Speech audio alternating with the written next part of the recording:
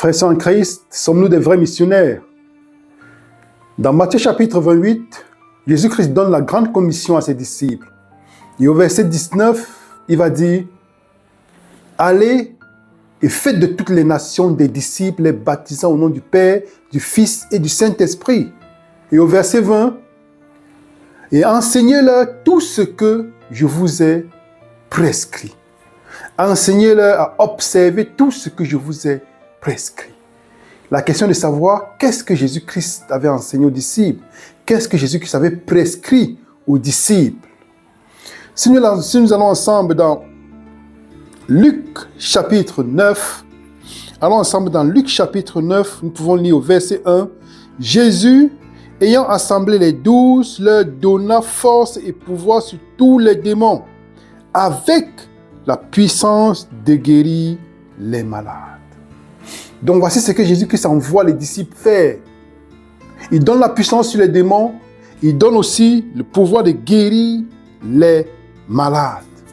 Et si nous continuons dans le verset 2, il est écrit, « Il les envoya prêcher le royaume de Dieu et guérir les malades. » Nous voyons bien comment la mission ne consiste pas seulement à prêcher la bonne nouvelle du royaume des cieux de façon orale, mais surtout de façon pratique. Et nous voyons encore dans Luc chapitre 9, nous allons lire ensemble le verset 6, « Ils partirent et ils allaient de village en village, annonçant la bonne nouvelle, et opérant partout des guérisons. » Nous voyons bien que la mission consiste non seulement à prêcher la bonne nouvelle du royaume des cieux, mais surtout à guérir les malades. Donc, l'œuvre missionnaire médicale. Et le vrai missionnaire devrait être à la fois prêcheur et guérisseur. Pourquoi? Parce que Jésus-Christ est venu sur la terre pour révéler le caractère de Dieu.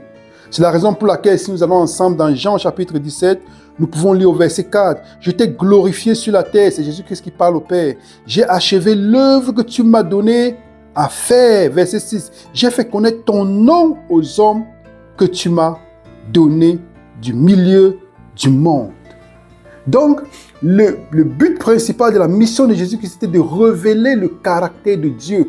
Comment révéler le caractère de Dieu? Non seulement en parole, mais surtout en acte.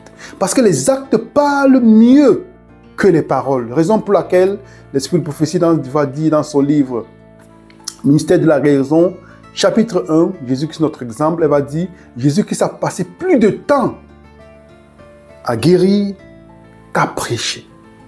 Parce que le caractère de Dieu se voit dans les actes. La croix nous démontre l'amour de Dieu. Parce que Jésus-Christ vient pour démontrer par les actes qu'il nous aime en souffrant sur la croix.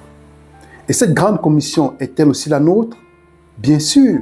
Parce que si nous allons ensemble dans Jean chapitre 17 toujours, lisons le verset 18, il va dire, « Comme tu m'as envoyé dans le monde, je les ai aussi envoyés dans le monde. » Comment est-ce que Dieu a envoyé Jésus-Christ dans le monde? Pour révéler son caractère. Comment révéler son caractère? Non seulement verbalement, mais surtout dans la pratique.